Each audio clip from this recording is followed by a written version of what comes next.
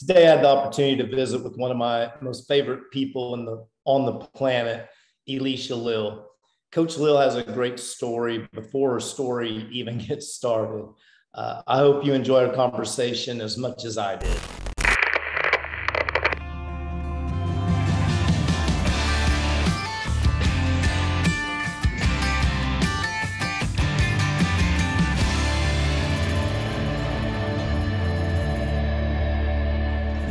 Well, I appreciate you taking the time this morning. I know it's early there to get on here with me and visit with me. I just wanted to, I want to reach through this computer and give you a big old hug so bad.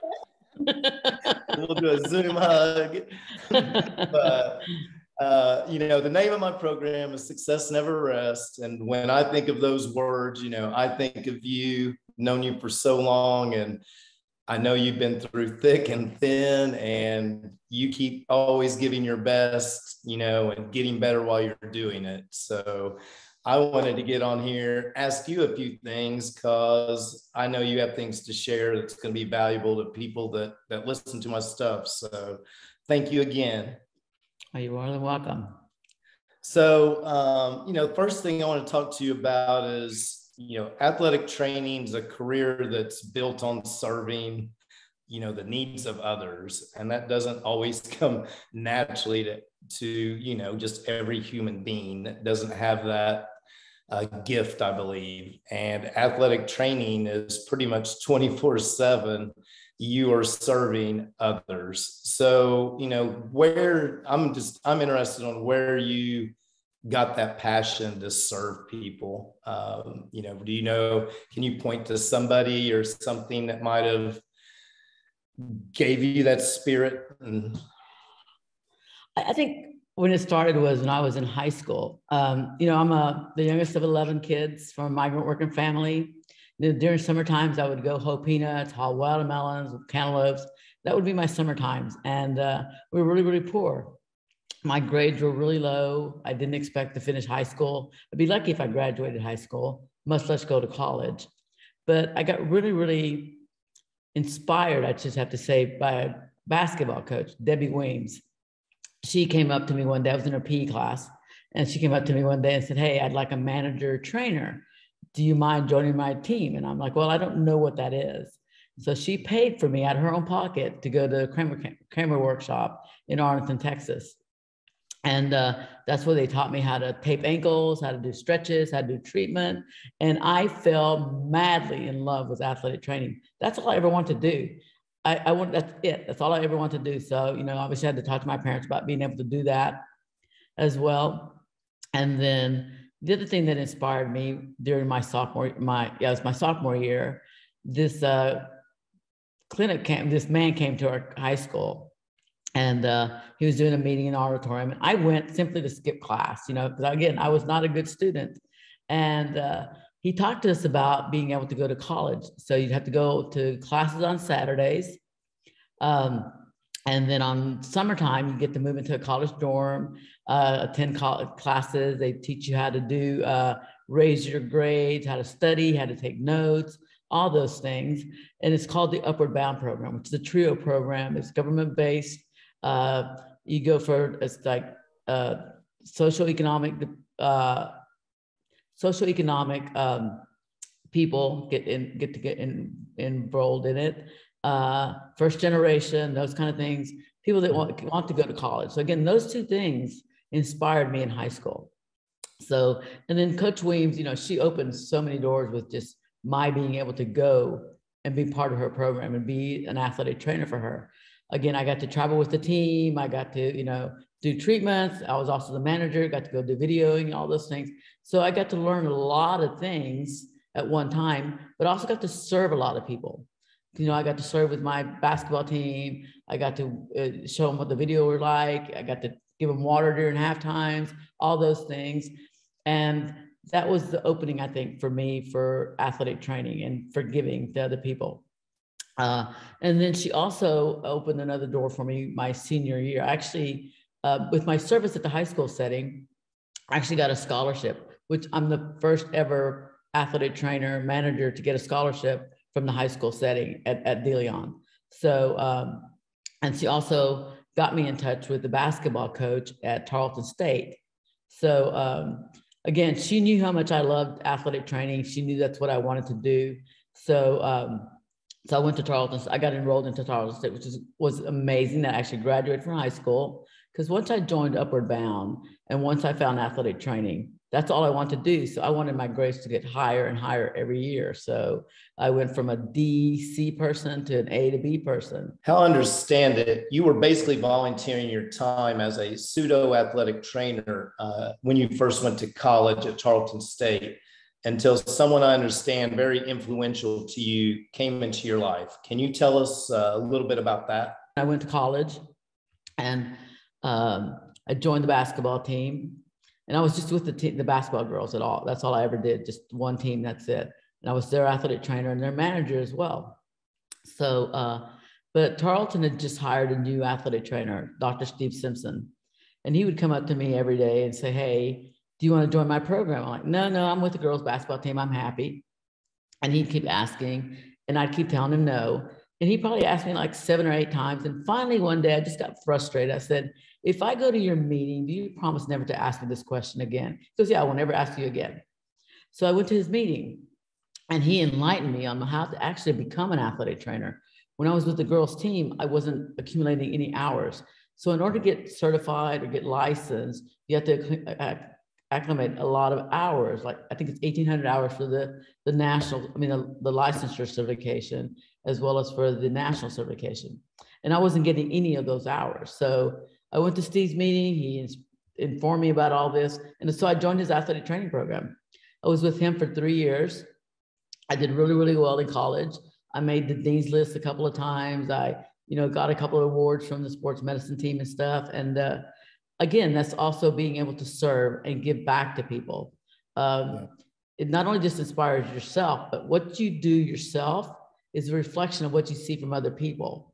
So, my reflection of Steve Simpson, he's my inspiration. He's what I want to be. So everything he taught me to do, that's what I wanted to do. So one of your first jobs in the high school setting was at Odessa Permian. I believe that every stop in our journey of life happens for a reason. And I believe this was one of those stops for you. Could you tell us a little bit about that? I was actually very fortunate.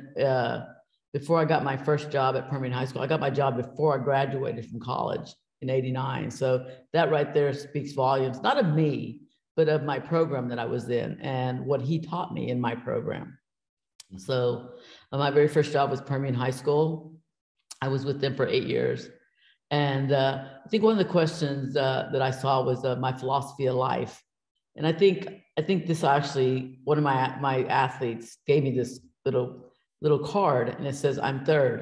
And I think that in itself speaks volumes. She was a gymnastics coach at Permian High School. And again, it says, I'm third. So that means God's first, others are second, and I'm third.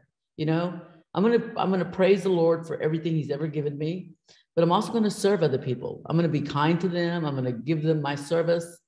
And then I'm also going to take care of myself as well. So that word itself, I think, says a lot about what athletic training is to me, and why I give. When did you know that athletic training was your calling? I want to take a few minutes and talk about, when you switched your focus into full-time athletic training. Got a job at Sul Ross. So, one of the deans came out and told me, hey, I was taking a class, getting my master's, because that was before I turned 30, I wanted to get a master's. Okay. So I was in a class, and he comes, knocks on our door at Sul Ross, and he goes, hey, can I talk to you? And I'm like, yeah. He goes, we have a position open. So my best friend, Paul Krayowitz, was the athletic trainer at Sul Ross. So I was taking classes out at Sul Ross. And he goes, Paul's leaving to go get his doctorate degree. And so we have an opening. Are you interested? And I said, no, I'm really happy working at Permian. I love my job. I love what I'm doing. I love my athletes. And he goes, okay. So, he left it alone. So then a couple of weeks later, he comes back and he goes, we really want to hire you for this job. He goes, are you still not interested? I'm like, no, I'm really still happy. He goes, well, are you interested for this? So he wrote a number down. And then I said, no, I'm still really happy with that. He goes, then he wrote, we'll pay for your master's degree as well. And then, so like, okay, so I'm like, this is the calling, God is telling me this is what I need to be doing. If this person's come to me twice and they've asked me for this twice, then this is what I need to be doing now. So I left Permian, I came to Sul Ross, got my master's degree. It taught me a lot during that year. I would go to class, I would teach a class, go to class, teach a class, go to class, teach class, go have a little lunch, then run out to the athletic training room to work with football. And then afterwards, I'd come back in, I'd work up my training lessons for my classes that I was teaching. I'd also study for the classes that I was teaching. And I was also studying for the National Athletic Training Association certification. The only reason I wanted to get certified is because I wanted to apply to the United States Olympic Training Program. Steve was in the program. He always told us how awesome the program was. So I'm like, I want to apply for this as well. But I had to take a class. I had to take a national exam. I had to study for that as well. And then when Paul was at Sul Ross, he had actually got in contact with the University of Chihuahua medical area. So we'd taken a trip out there. I was his translator for Spanish.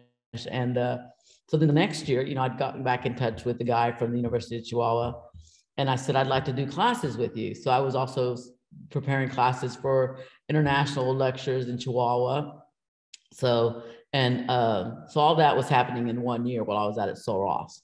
So it was really, really busy for the year. Again, it's what strives you, it's what makes you want to work, to gain those things. So Odessa Permian was a stop in which you got what you see as your life philosophy, the I'm third statement. I know another high school training stop that showed you an environment you didn't want to work in. And sometimes I know we have to experience these things to know where we really want to be in life. But you were still able to find a positive in that stop. Can you tell us a little bit about that time in your life? I didn't really like Sci-Fair. Sometimes you meet people that will inspire you and you'll meet people who will drain you. And I met somebody who, he was a great athletic trainer, but he wanted less of me, I think, not more of me. And I don't think that speaks, but I don't think that's very clear. So we would go to work and we would both be doing the same thing, but we wouldn't do much rehab with our athletes. And he would want me to come up on Sundays. And I praise God on Sundays, but I don't need to be in church every Sunday. But I still don't think that we need to be going up to high schools on Sundays. I think not only we need a break, but the athletes need a break. So Sci-Fair was not for me, but I was also very, very fortunate that during that time, I actually got invited to join the Olympic training program. Also applied for the Texas athletic trainer and licensure exam. So the people that, give you your license. And then I was really, really fortunate that one day I got a phone call from McKinney High School. McKinney ISD called me up and they said, hey, we're looking for an athletic trainer. And Jeff Clark used to be the athletic trainer then back in 98. I think he started in like early 80s through the 90s. And so he said, we'd really like to hire you. You're just coming to McKinney. And I'm like, yeah. So I went and got an interview and I got the job and off I'll go to McKinney. So, and I loved it there. It's great at McKinney High School. At that point, I got inducted into the Texas, I was the secretary for the Texas licensure exams as part of one of the boards, and also got included into the United States Olympic Committee. So I want to take a few minutes and talk about your first experience with the United States Olympic Committee and how that all came about. So while I was in McKinney High School, that's when 9/11 happened, tragic time, but also good things happened for me anyway, and for my career, my life. I got a call one day. They said, hey, we're wondering how come you haven't accepted our invitation to the Pan American Games. Well, actually, let me backtrack a little bit. So I actually got invited to go to do my rotation. The United States Olympic Committee has the rotations that you go through. You get to go to Chula Vista, Lake Placid, or Colorado Springs for your 2-week rotation. That's when they go in, they observe you, you do treatments for them, and I was out at Chula Vista. I got to work with the women's field hockey team, the luge and bobsledding team came down before the Olympics in Utah, and so I got to work with them. And again, the thing about the USOC is they do this evaluation for you, they observe you, they do all these things with you, but they never tell you anything. So it's kind of like the mafia, you're either in or you're out. You have no idea. So I learned so much when I was at the USOC, so many great things. So, and just having to been there was a reward in itself. So, I leave there and I go back home and I'm still working, at the high school setting and stuff. So then later on in the year, they drop me an email and say, hey, how much experience do you have working basketball? I'm like, well, I've done collegiate, I've done high school, and they, okay, we'll be in touch. And I never heard anything back from them. Like, well, I guess I'm out. I guess the mob cut me off. So then one day I get another call and they said, hey, how come you haven't accepted our invitation to the Pan American Games? I'm like, what are you talking about? I have no idea what you're talking about. Like, well, we sent you a letter. And I had just moved from my apartment into a house. And I guess the letter got lost somewhere. I'm like, well, can you send me that information? I'm like, yeah, so they sent it, they fax it to me. I fill it out, I send it back into them. And so again, I got invited to go work the international games out at Chula Vista. I got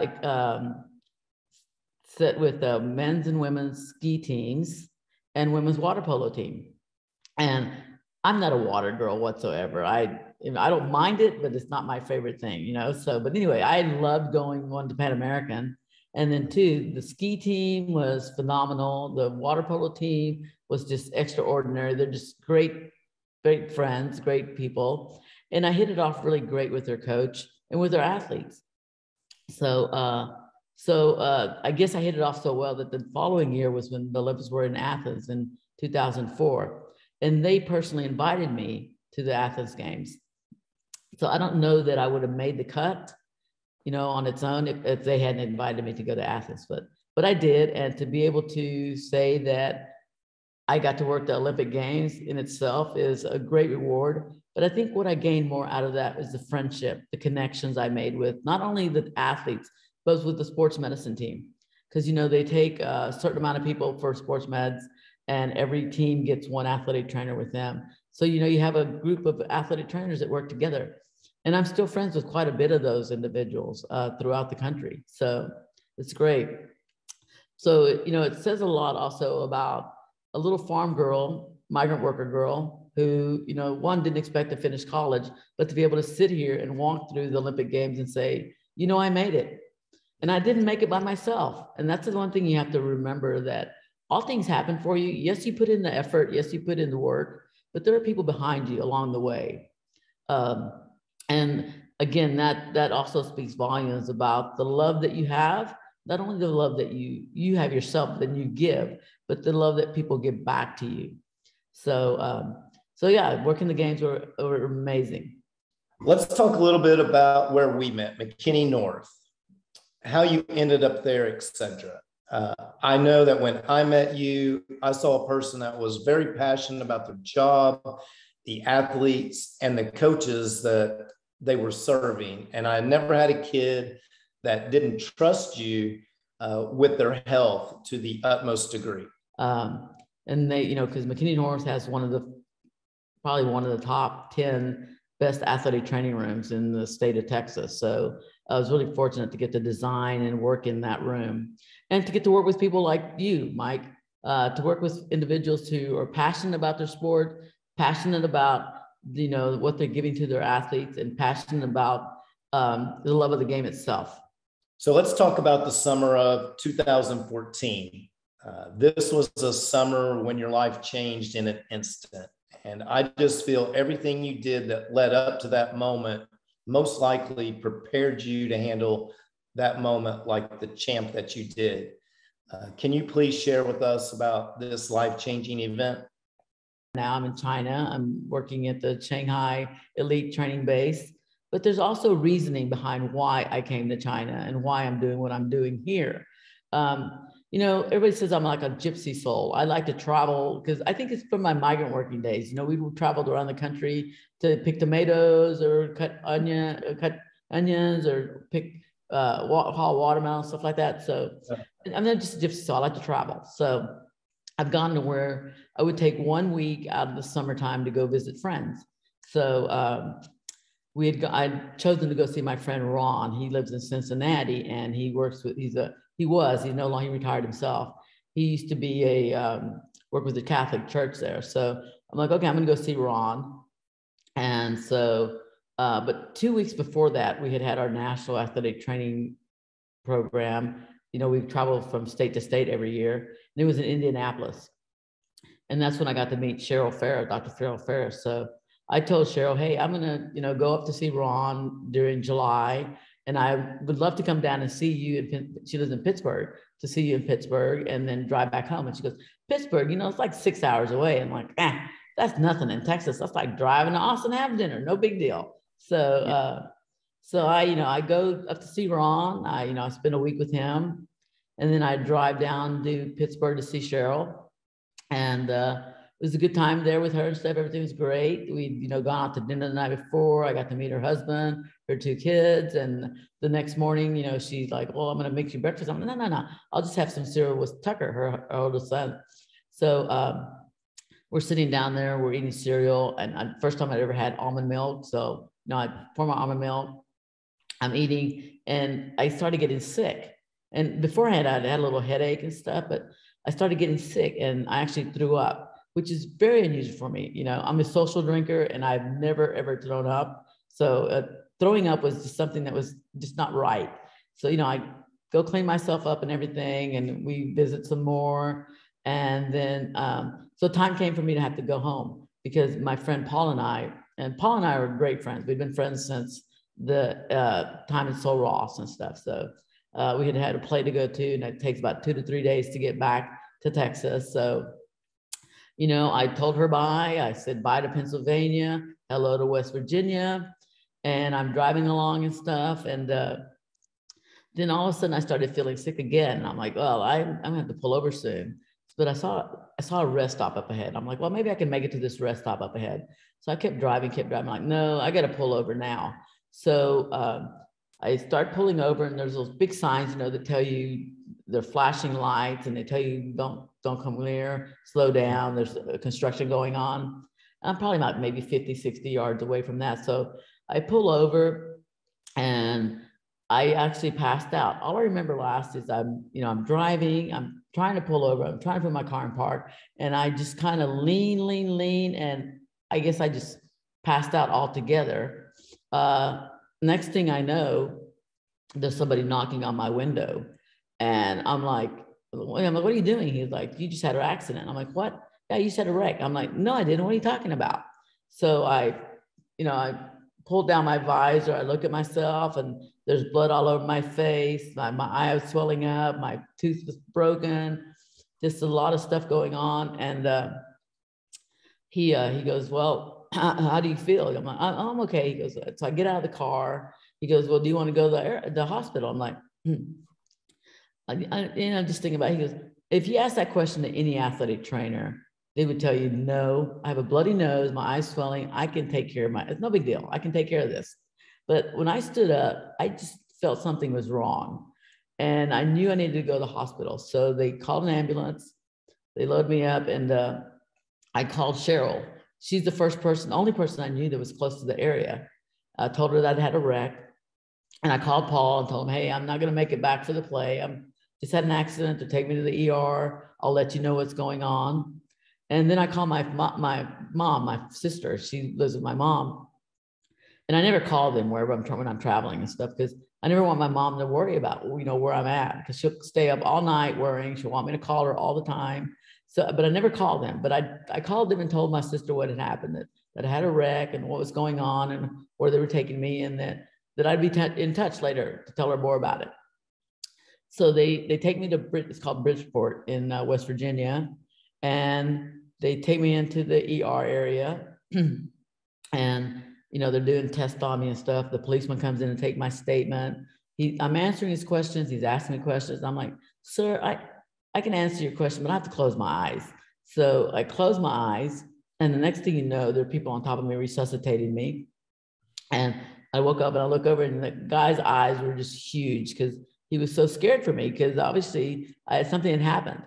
The doctors come in, they said, they did tests and stuff. They said, Miss Lille, we can't take care of you here. We're going to send you over to the ER at West Virginia in Morgantown. So they actually got a helicopter and they flew me from Bridgeport over to the hospital in Morgantown. And, you know, it's awesome to be in a helicopter if you're viewing the Grand Canyon or taking a little tour trip, but it's even more fabulous if you're getting taken to a hospital that's going to care for you, you know, because if it had not been for those ER doctors and the medical people, I probably wouldn't be alive today because what ended up happening when I got to the ER in West Virginia is in Morgantown, they found an aneurysm up in my head. It was on the left side of my brain. It's probably the size of my eyeball. So the doctors come in, they said, we have to do operation on you, craniotomy.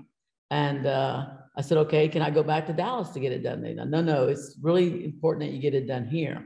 I'm like, okay, let's do it. And I said, when are you going to have your operation? They said on the 11th. I'm like, okay, let's get it done. So Cheryl showed up on it was on July 9th when this accident happened.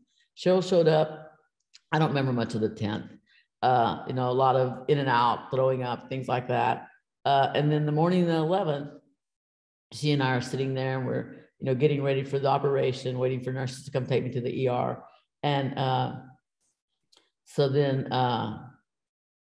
you know, we're talking about authorization of authority, my will, everything's going to be going through Paul, all that stuff. And so then 5 doctors walk in and like, Miss Lille, we've had worldwide discussions about your aneurysm and we can't take care of you here. You're either going to have to go to San Francisco, New York, or Dallas. I'm like, well, Dallas, that's where I told you I want to go in the first place. They're like, okay, so you're going to go to Dallas. I'm like, okay, so how are you going to get there? So you can take the medical airplane, but it's really costly. And if a doctor's on board, even if you have another incident, he can't save your life. And so I'm like, okay. So Cheryl and I talked a little bit. And I said, can I take a commercial plane? They said, yeah, you can take a commercial plane, but if you have another incident, nobody can save your life. I'm like, I understand that. I said, but I'd rather die between people I know and love than up in an airplane that nobody can save my life anyway. So Cheryl, who I rarely knew, you know, I'd only met her a few times and I got to visit her family and stuff. She actually bought airplane tickets for me, her, and Paul to fly us back into Dallas. And so just going to the airport in itself was a comical experience for me anyway. I don't think they found it comical, but I did. You know, I had this big gown on, these big pants on. Every time I take a step, they'd kind of fall down. And I you know they have me in a wheelchair and they're driving me through everything. And, you know, obviously security wants to scan everybody every time when you're going through the airport. And it just frustrates a lot of people. Paul was not happy and Cheryl was not happy. We just go through, we load the airplane and we fly into Dallas. And I think this speaks volumes, not only for me, but the friends that I have. There were 6 of my friends there waiting for me at the middle. It was the middle of the night when I landed in Dallas. And so they're there waiting for me. And, you know, that they're all athletic trainers. And so they load me up, take me to the UT Southwestern medical facility. You know, they check me in, everything. The next morning I get to meet my neurologist, Babu Welch. And so I am going to go back and say who my friends were, because I think it's important to point them out and tell you who they were. It's one of my greatest friends, Dawn Allen. She was the athletic trainer with me when I worked at Permian High School. She was an athletic trainer out of Odessa. We remained friends all throughout the years, still are great friends. Nick Clark, who I worked with at the time at Permian McKinney North, he and his wife, Heather, were there. Jonathan Hancock, who is my good friend, but also one of my bosses with Texas Health PNR. And then Cindy Trowbridge, who is the athletic trainer at UT Arlington. She was there as well. And her nephew was there with her as well. So I feel like I'm missing somebody, but I think that covers the people that were there to see me. Obviously, they all load me up. They all take me to the UT Southwestern, and they were there with me the whole time. And I think that in itself speaks volumes for the love I have in my life. So they can't help you in Morgantown. So what's the next step? I got to be my ER doc, my neurologist doctor, Dr. Welch. He comes in, he goes, Miss Lille, we've had worldwide discussions about your aneurysm. And I'm waiting for him to tell me that he can't take care of me, right? Because, you know, they're going to do a craniotomy over in West Virginia. And he's like, I mean, we can't help you. It's so big and stuff. You're just going to have to sit and wait about it. So, but he didn't. He came back out and said, you know, we're going to do a special surgery on you. Not a craniotomy. We're going to go through your groin. I'm thinking going through my groin to get up to my brain. And they're going to put a nice little stent up there. So they're going to do one from the Netherlands, a little Dutch stent going to go through. But it's going to take days for that stent to arrive. So he's like, you know what? I'm going to use another different type of stent to go through. I'm like, oh, you ruined my little joke. I'm like, I can tell people I'm American, I'm Mexican. Now I'm going to be a little Dutch in me. So but anyway, so he goes through and he's going to do this surgery on me, right? He goes, you'll only be in the hospital for 3 days and you'll be able to recover and that'll be great. You'll be out of here within 3 days. I'm like, okay, let's do this surgery. So, you know, obviously I had to go through all the whole process and everything about the authorization authority, my will, all that thing all over again. So, so then he goes and does my surgery. And while he's up there, again, like I told you, it's on my parietal lobe area above my optic nerve. And I ended up having a stroke during the surgery. And it shut down my entire brain. Like everything was obviously damaged after a stroke, everything gets affected. And they, you know, came back outside and they told Paul that, and my family had come in and to see me as well. And they said, that's how she's going to be the rest of her life. Probably she's incapacitated. She can't move. She can't talk. She can't do anything. So you have to prepare. You have to be prepared to take her somewhere for her to get a recovery and stuff. But then one day I started moving my leg a little bit and I started saying, yep, yep, yep, yep. Nobody likes that word anymore. Yep, yep, yep, yep. But that was my first word that I could say and stuff. And my actually being able to move an arm and being able to move my leg was big. Movement's awesome when you have any kind of incapacitating symptoms. So they called in a speech therapist. They called in a physical therapist. They would start walking me, teaching me how to talk, all those things. Obviously, I had to have somebody. Paul arranged for somebody to always be in my room with me. He didn't want to have a massive amount of people because a lot of people came to the clinic to try to see me. But he said, no, we don't want so much activity in there when you're in the hospital. I only want one person there. I want the limitations of people visiting you. And then my friend Cindy was the UTA. She actually came up with this thing called Caring Bridge to inform people about my injury, my process, all those things. So then, you know, one day, my friend Melissa Harrington, she's the athletic trainer out of Leander. And I knew Melissa when she was a sophomore at Odessa High School, working under Don's as a student athletic trainer. And now she's, you know, professional and stuff. And so she's in the clinic with me. It's my time to start walking. And the PT comes in and I said, well, can she walk me? And she goes, no, I'm your therapist. I'm like, but she's my biscuit. She's got to walk me. So she's my biscuit. How come she can't walk me? She's my biscuit. And she keeps, no, I'm your physical therapist. I have to be the one to walk you. And I didn't know this until later on the following year. Melissa told me that I was saying biscuit, but I thought I was saying friend or athletic trainer. I have the words I'm saying in my brain are not coming out correctly. I have what's called aphasia. And I think you'd heard just recently that Bruce Willis has aphasia, meaning you can't have trouble speaking, but the words that you're saying are not correct, or maybe you're saying the word twice in a row, or the miscommunication is really big. So I had that issue as well. So, but it's funny now. Back then I was like, oh, well, how come she can't walk me? You know, I want her to be my physical therapist walking me and stuff. So let's now take a little time and let's talk about your road to recovery and relearning life skills and what that was like. So again, I got much better with my speech, you know, better with walking and stuff. And, you know, they teach you all the little basic things that one, we take for granted every day. One, being able to brush your teeth, comb your hair, eat, all those things, you know, we don't think about when we do that every day. We don't think about how some people struggle every day to be able to do that. So, but I actually did really well in that. And I you know, progressed faster than they thought I would. So they come back out and they talk to Paul and they said, you know, in order for her to get back to daily living, just to be able to function as as a person, not as an athletic trainer, not as a professional, but as a person. You have to find a clinic to teach her how to do all these things. So I was, they did the search for it, and there were 2 clinics, and the one in Dallas was completely full, so I couldn't attend that one. So they found the one out in Anna, which is called Pate Rehabilitation Center. So they actually took me out there, and it's a 3-series program. And they, again, taught me how to walk, how to talk, how to eat, how to, work on computers, how to speak, how to, announce things, how to use synonyms, how to read. I'm a big reader, and they have to teach you all these little things.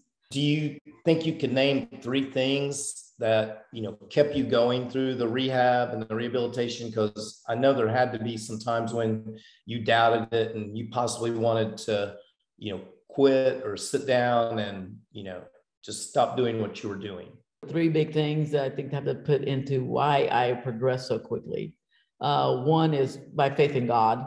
Everything happens for a reason. Going back to the accident, there's a reason that I ran off the road in the direction I did. I hit the sign on the right-hand side. It took me down a gully, up a hill, and I hit an auger. I could have easily run straight ahead and killed people, right? I also could have hit the sign on the left-hand side. It would have taken me right into the interstate, and I would have instantly been killed. And I hit the auger for a reason, because on the other side of the hill, there was an FBI agent unit.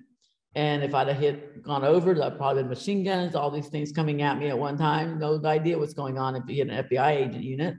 So again, everything happens for a reason, and there's a purpose for everything. At least that's my feeling. So one of the things that, 1, my faith in God. 2, my love for athletic training. I knew what athletic training, rehabilitation techniques to do on myself. I had a bad hip, a bad ankle, a bad shoulder. I had a patch I had to wear over this eyeball, like a little pirate Iron Mate. And, I had trouble speaking. I had trouble doing all these things. But again, the other big thing that helped me was my friends. I had a rotation of people coming out to pay me visits. Obviously it says, do you need to sleep a lot, but also visitation from friends. And they were so patient with me.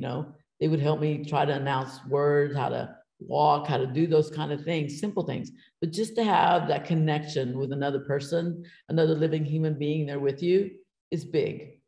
Again, my friend Paul, he's obviously my saving grace.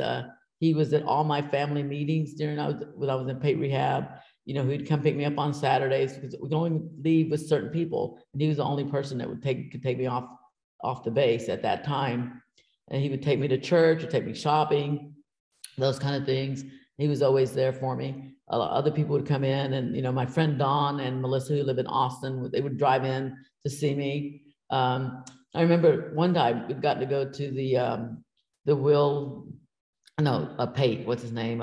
Pate Perot, William Perot Museum, right? Ross Perot? Ross Perot Museum. Yeah, sorry. I still get things confused, like most people do. So the Ross Perot Museum with my first level. There's 3 levels. My first level. They had scheduled me to stay one more week, so I could go to the Perot Museum. So we got to go and visit it. Got to see everything there. It was great. So Melissa and Dawn had come in to see me that following weekend. I said, "What'd you do this week?" And I'm like, "Well, I went to go to the museum." And they're like, "Well, where'd you go?" And I kind of told them the Perot Museum. And they're like, "Oh, what'd you see?" I'm like, "Well, I saw, and I'm trying to say dinosaur, right? But I just can't get it out of my head to tell them that. But I'm using my hand, I'm doing this kind of thing." And they're like, "You saw rabbits?" I'm like, no, not rabbits." And I'm like, And then they finally guessed, like playing charades, right? When you're with a stroke victim, it's kind of like playing charades. You have to have people who have a good sense of humor, who have good mentality for it and stuff. So again, they expected me to stay in the hospital or the clinic for at least 1.5 years or so. It takes a long time for stroke victims to recover. But because of my determination wanted to be back as an athletic trainer, I wanted to be back as independent, I actually got released within 6 months. So, I went to the clinic in July, more like August time, and I got released in January. And no, February, got released in February 16th. I wanted to ask you this too. Do you think the fact that, over the years you helped so many athletes rehabilitate and come back from, maybe injuries they didn't think they would recover from, did that help you accept the rehabilitation and trust the people that you had to trust? Because I know a lot of people that deal with the health issues you dealt with, like they struggle with just going to rehab when they know that's what's going to get them back to normal, but they just simply don't have the discipline or the trust in that person to do it. So you recovered very quickly. I remember at North, like literally, I know we went to the state final in March, and you had this incident 4 months later, basically. And then by the next season, you were at our playoff games. And the whole time I heard, we don't know if Lille's ever going to be able to come back, And so I know that you were at a break point, but you broke through it. So do you think it was some of that you had seen it? And, I know so many people don't trust and can't get to even to the rehab part to do it, and you blew it out. So, and I think, like I said, I think it's because I'm an athletic trainer. I know what it takes to recover. Yes, you may not like it, but you have to push yourself through it. You have to push yourself to walk. It may be one step at a time, but you have to push yourself to do it. One, you have to have hope that you're going to get better, regardless of what it is. Whether you're trying to walk stairs, whether you're trying to brush your teeth, whether you're trying to ride a bicycle. So that was a big deal with me when I was in the rehab program. They wanted me to go do speech therapy first, then I'd go to physical therapy, then I'd go back to occupational therapy. So I'd do a little rotation, right? But I wanted to ride the bicycle because once I learned how to make those pedals go round, that's all I wanted to do. And that was big for me. We'd always meet at that area, and I'd sit on the bike and I'd pedal. They said, no, you got to go. You got speech therapy first. I'm like, no, I want to ride the bike. I know you got speech therapy. They made me get off the bike and go to speech therapy. So I fought it with them. I said, I want to ride the bike. So they changed my schedule around. I was able to get on the bike, ride the bike for 30 minutes, go do a little bit 30-minute speech therapy. Then I get to go to occupational therapy, and they had an upper body bike there, right? So then they wanted me to do all these little terrarium works and stuff like that. I'm like, nope, I want to ride the bike. So I'm riding the upper body bike, right? So I'm still doing my job there. I did it really quick, and I get on the bike and go pedal. And the same thing with the weight training, they'd bring us through, and I'd have my physical therapy time. So I'd get to do a little bit of weight training stuff. Obviously, they have to teach you how to read, how to use synonyms, how to sit down with your speech therapist and things like that. And so again, I love reading. That's all I wanted to read. As when I was in sci-fi, I read like 50 books in one semester. So I'm a big reader. Yeah. So that was not an issue for me. The big issue was being able to actually read a book, be able to say the word, read the book. So you came back to work at North, and basically 6 months after the doctors had told you it was going to take 1.5 years if you were ever able to go back into a work environment. You had suffered a brain aneurysm, 2 strokes, traveled across the country, surgery, rehab, recovery. Can you tell us a little bit about that, please? I went back to work on February the 20th because that's during Martin Luther King weekend. I told Paul I wanted to have maybe 2 or 3 more weeks on my own back at my house. And he goes, no, you need to get moving faster. So I went back to work on the 20th. And I will tell you that I'm really, really fortunate for the administration and for the people at McKinney North, because I didn't have to go back to work full time. I didn't have to teach. I only had to work in the athletic training room. When I was at the clinic, my ADs would come down and visit me. They came to visit me in the hospital and stuff. I had a good support system. And that's big, especially if you're going back to work. So I went back, I only worked in the clinic. And, for me, getting to go back into the athletic training room is like flipping the light switch. it's nothing new for me, because this is what I did. This is what I love to do. This is what I want to not only do for myself, but do for other people as well. So it was easy to work in the clinic. But then I also had to work. They actually came back out and they said, you don't have to work any, you don't have to do any classes just yet. So, so then after 2 weeks or so, they come back out and they said, you know what? Your contract says that you have to work certain games, that you have to be in the classroom as well. So I actually did that. So what they did is the administration hired me and an athletic trainer to work with us part-time, a contract AT. So I would still go in, but the contract AT would be there with me, and I would go to work games, but a contract AT would be with me there. And I'd only work one game and then get to go home at that time. And he would continue working the rest of the games and stuff. And that progressed. As I got stronger, then I would be able to work longer hours, be able to work full-time now hours and stuff. So again, speaking about the administration, you know, Sean Pratt and Valor Little were the ADs at that time. Jimmy Spann was the principal.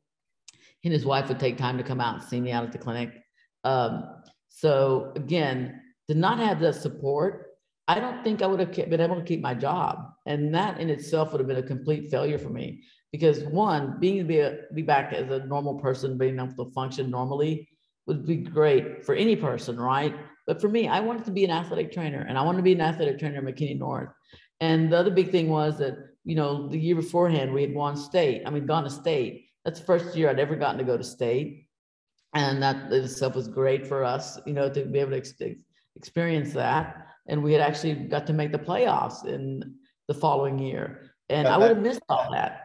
I'd have missed all that. So, I mean, that in itself is big. You know, for most people, they say, it's just a high school games. What's it mean? But for me, it means a lot, you know, because you're giving back to those athletes. You're providing them a service, and not only to those athletes, but also to the athletic training students as well. So, you know, I can't speak how fortunate and grateful I am to have that administration behind me.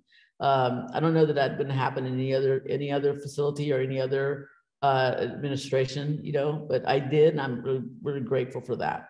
I know you mentioned this person earlier in the interview, Steve Simpson, and I just wanted to give you a second to talk about this person. I know that he was one of the most inspirational people to you over the years, and we all have someone like that, and I'd just like to hear more about yours. You know, I told you that he was the guy that got me into athletic training, but he was also the man that inspired me to join the Olympic training program. He's also the person that inspired me to be more of a volunteer in our athletic training program association. You know, I mirror him. I want to be more like him. He is a great man, and I'm very, very fortunate to have him as my mentor, my teacher, my colleague, but my friend. You know, he would also, you know, athletic trainers are busy throughout the season. You know, he teaches, he works games and stuff himself, but he would take time out of his schedule as well to drive to Anna from Stephenville, and that's a long ways, just to come visit me at the hospital clinic and stuff. So I'm really, really grateful for him. Again, he's also my rock, and I love him to death. So most of your life story has been one of a traveler. You refer to yourself as a migrant often. So in 2018, after a complete recovery from the aneurysms and strokes, a return to work full time, you get a huge opportunity to travel and migrate once again. I got to go back to full-time work. Okay. I'm back at it. It's 2018. And I'm strolling the webpage for National Athletic Training Month. And I see this job opportunity, right? It says China Olympic Committee is trying to hire these individuals.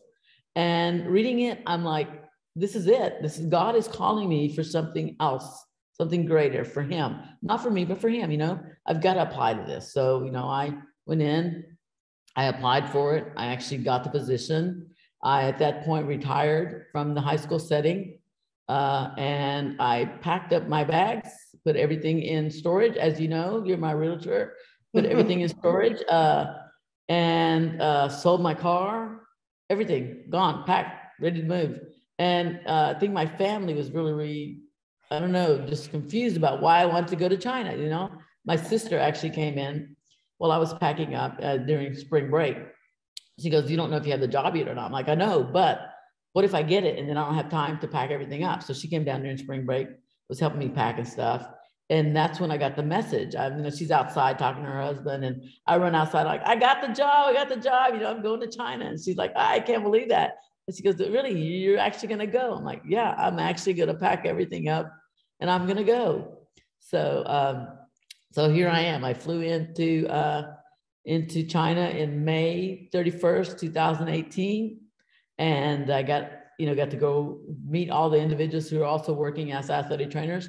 They actually hired, I think, 93 athletic trainers and strength and conditioning coaches to come over and try to promote and improve the culture of athletics here in China.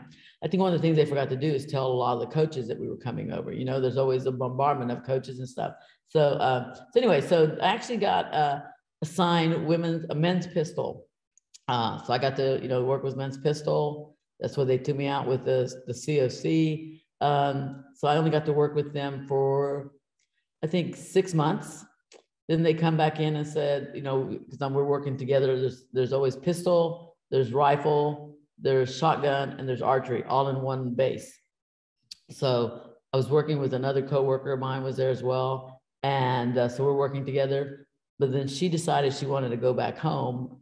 Some people didn't like it. Some people didn't like the food. Some people didn't like the work that they were doing or the lack of work that they're doing, right? Working with pistol, obviously you're not doing a lot of athletic training. For me, I'm used to doing the rehabilitation, doing the, watching the games, all those things. But you're just one team. You're only watching one sport. And obviously pistol's a non-movement sport. So you're just sitting there watching them shoot, right? You may stretch a few people, you may do a little bit of a little rehab with them every once in a while, but nothing big. So, but a lot of people went back home. So then, at that point I started working with men and women's pistol. One day we'd go to men's and one day I'd go to women's pistol, and we'd alternate. But then we went to Nanjing for our spring training, and the team leader said, I'm not going to work with men's pistol anymore. We're going to move you to women's pistol. I'm like, okay. I'm like, I'm doing both now. He goes, no, we just want you with women's pistol. So I went to women's pistol, started working with them for, I think, another 6 months with them as well. So I'm a big believer in relationships matter. And I know you met someone very influential to you that basically has kept you in China a little bit. And can you tell us a little bit about that relationship and, how it nurtured, how it came along? To 2019, January 2019. So we're in Putian, which is a nice sunny area, really great. It's out near beachy area. So it's nice and sunny and stuff. So we're there, and the team leader comes to the door and he goes, hey, can I talk to you outside? And I'm like, sure. So I go out there. It's early morning because my pistol coach likes to get out there at 8 o'clock in the morning to start shooting, right? So we're out there, and there's another coach out there with him. And he goes, she wants you on her team. I'm like, what? I just started with women's pistol. You're moving me again? He goes, she wants you on her team. And I'm like, okay, I'm going to go to her team. So I go get my fanny pack. I take off and I go to Coach Wong. Her name's Coach Wong. She's with women's rifle. And I will tell you, it's the best fit ever. Like, she's great. I sent her a message because obviously communication is hard for us. Yeah. I can't speak Chinese. They don't do well with English. Or sometimes they know English and they don't want to speak it. And I know some Chinese and I'm afraid to speak it too because I may say something wrong. So just difficulty with translations and stuff. So I go with Coach Wong. I ask her for her roster. I ask her for her time schedule. I get everything within that day, right? Everything. It's great. She has been an inspiration for me. She's an awesome coach. She's a great mentor with the team. She motivates her athletes. She's just a great coach all the way around. So I got to work with her for 2.5 years with her. And I think when our friendship was really, really strong, I actually did some rehab with her on her knee and stuff. And I would also do some massages, those kind of things throughout the 2 years and stuff.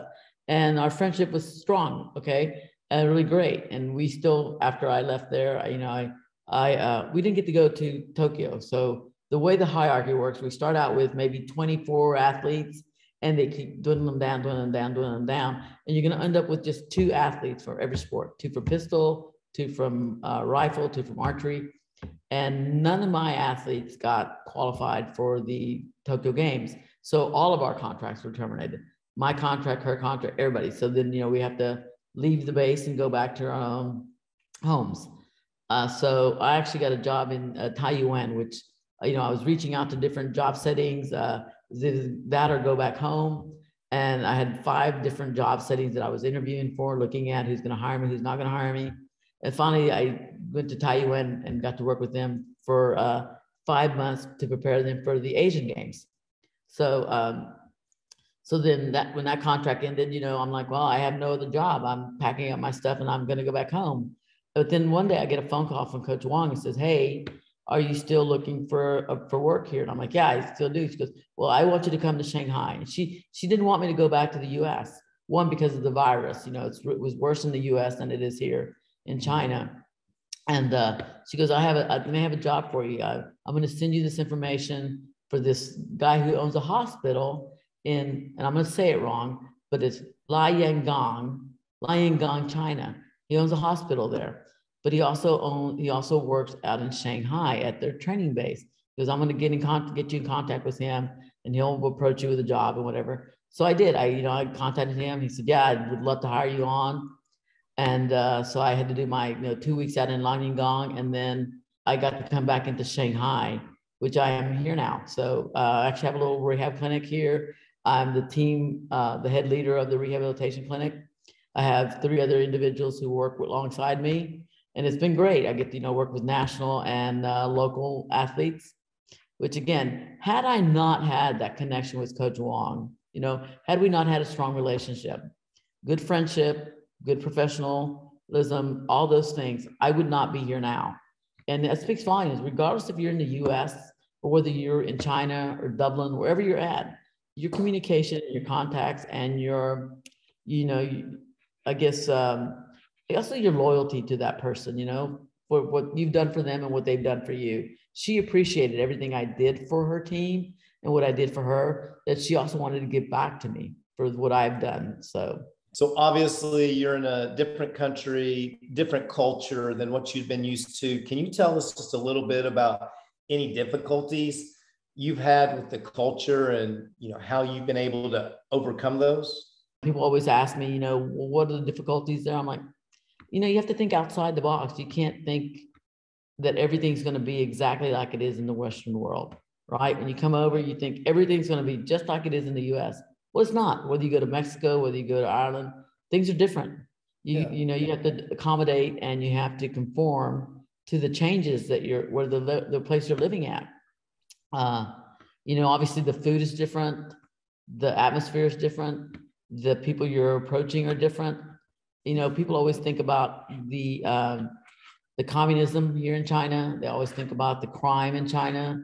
I will tell you that I feel safer here than I ever did in the US.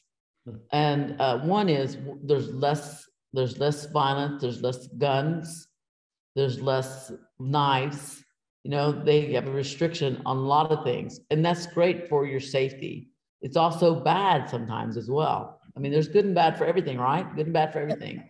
But I feel safer here than I did in the US. And they also film everything. If you're walking outside the door, whether you're here or downtown Shanghai or downtown Beijing, wherever you're at, something's getting filmed. And there's nothing wrong with that.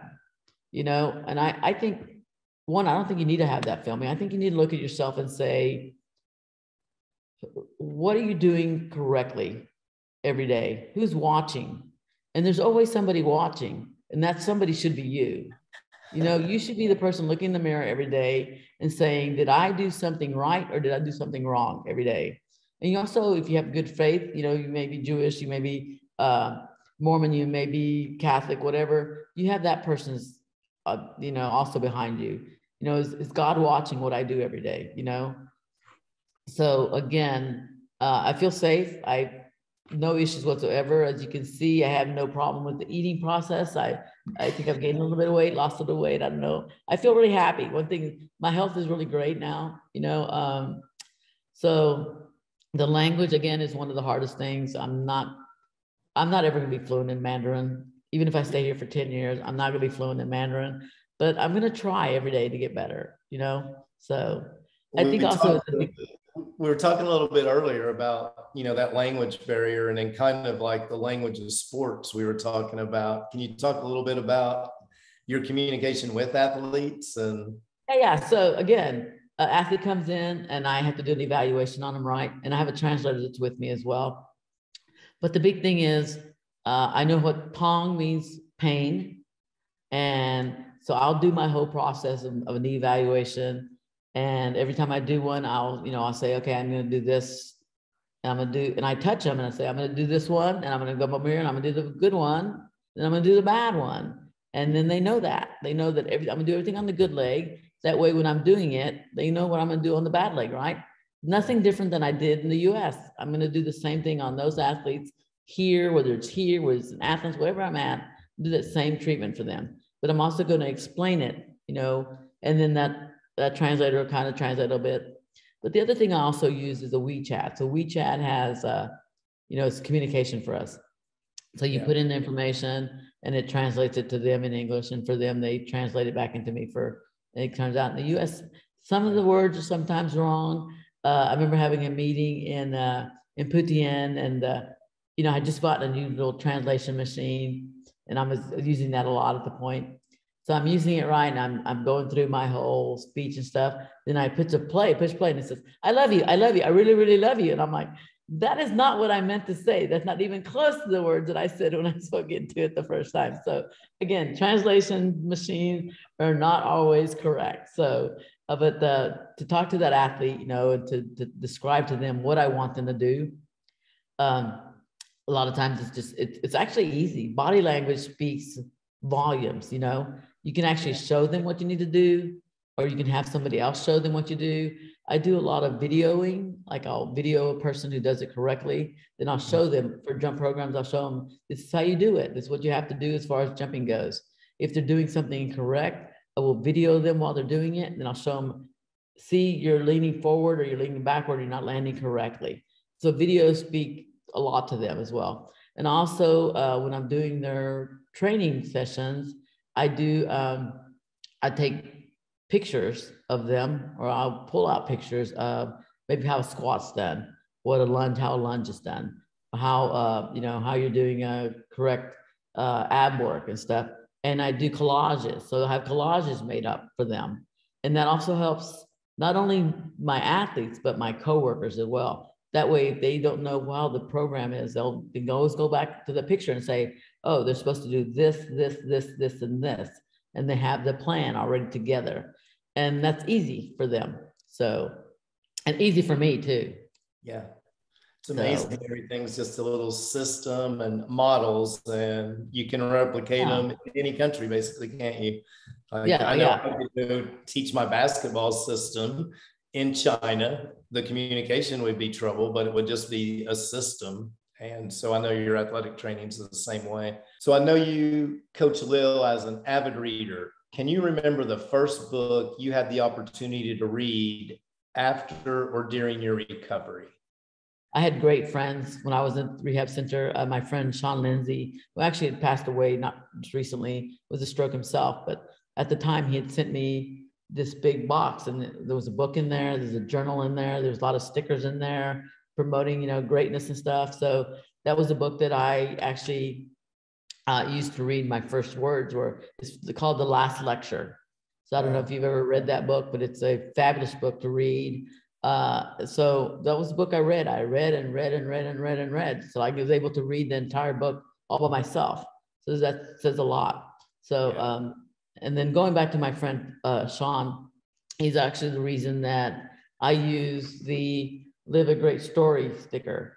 After my recovery, I went to go see my friend Dawn and James in Austin, and Sean was actually working as a bartender down in Austin at the time. He used to be the athletic trainer at Texas Tech, and he left athletic training and then was a bartender down in Austin.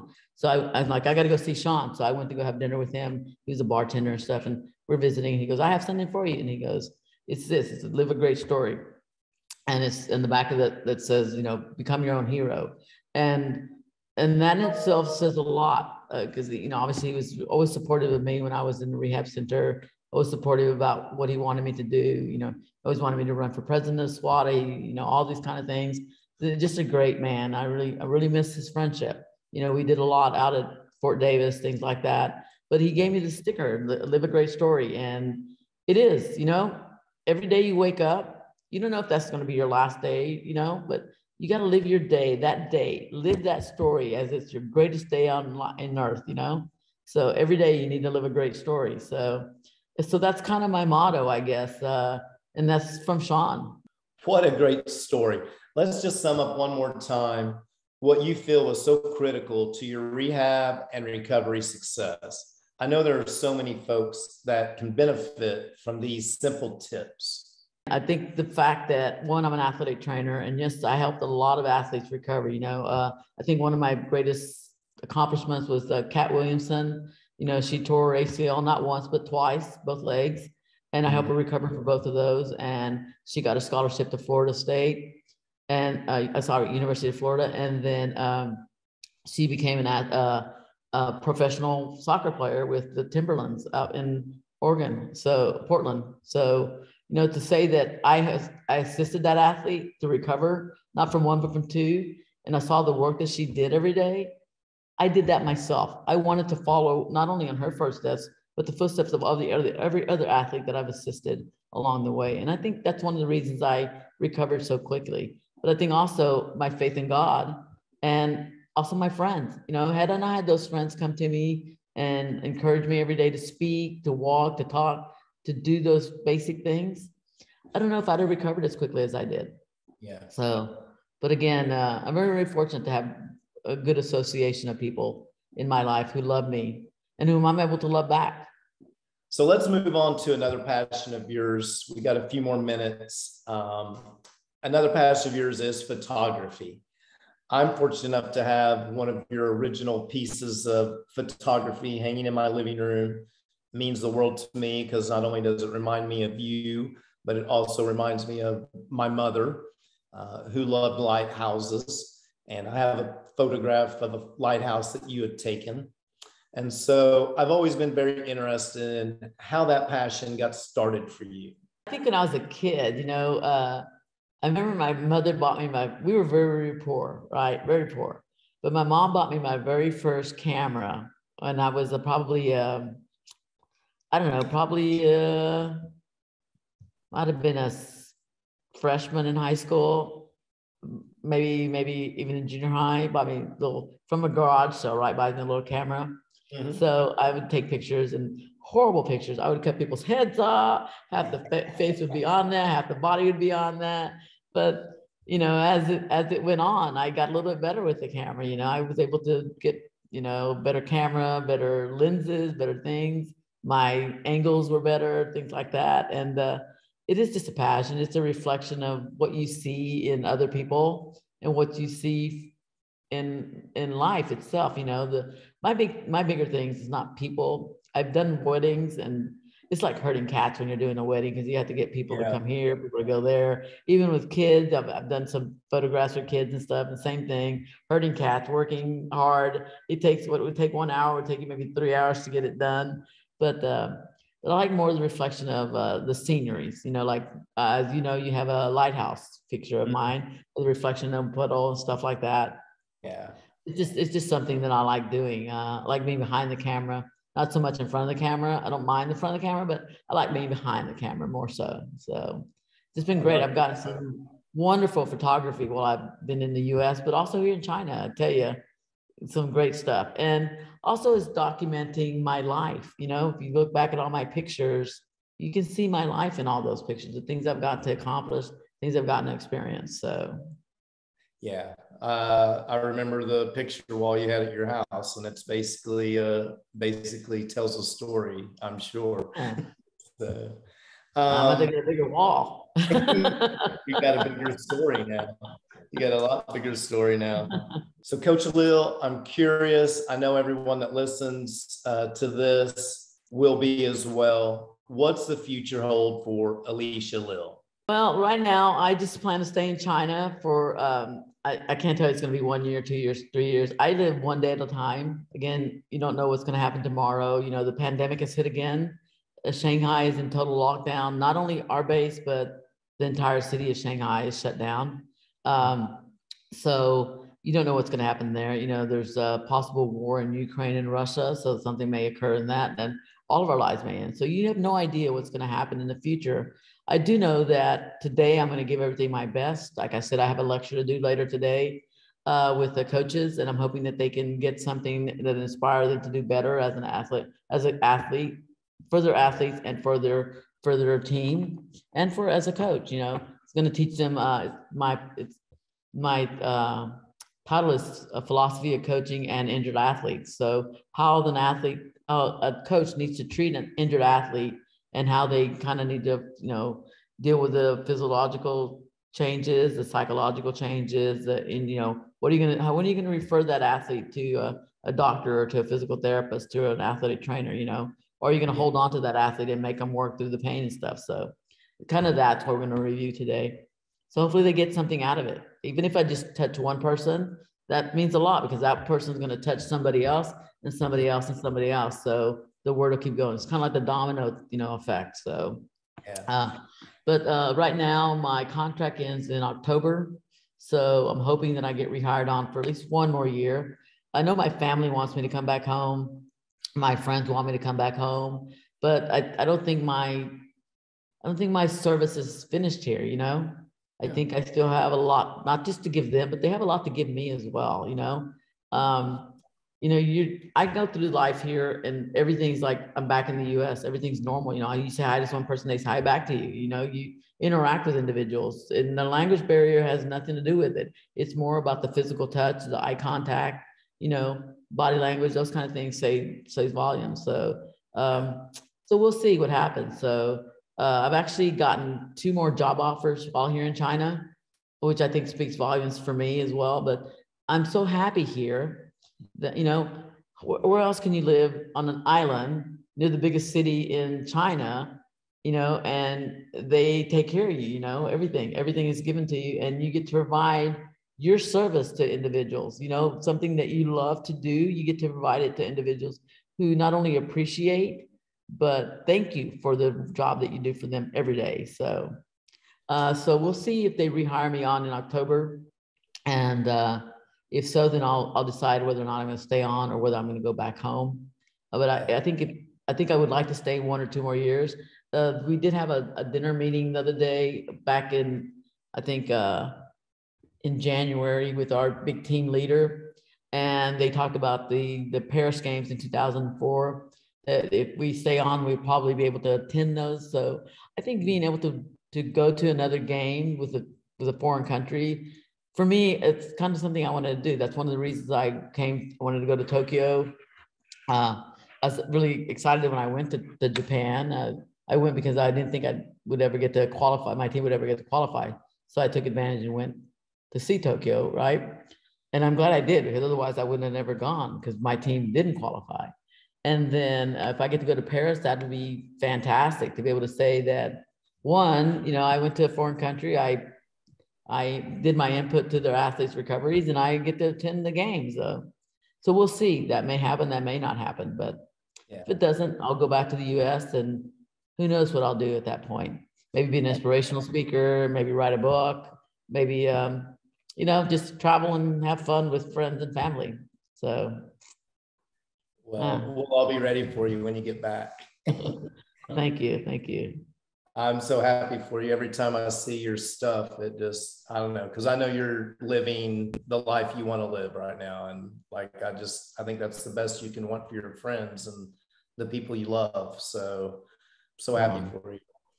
That's funny. It's funny about Facebook. You know, I never got on Facebook ever when I was in the US. And the only reason I got Facebook was because of Steve Simpson. He goes, if you go to China, if you don't have Facebook, we'll never know what's going on with you. And I would never call back. I would never write back. I would never do anything, you know, because I mean, obviously if you I sent them a postcard from Tibet in, I think in October. That's when I sent the postcard, and they didn't get it until last month is when they got it, in February. I mean, April. They got it in March is when they got it. So, I mean, a letter's going to take a long time to get that message across, right?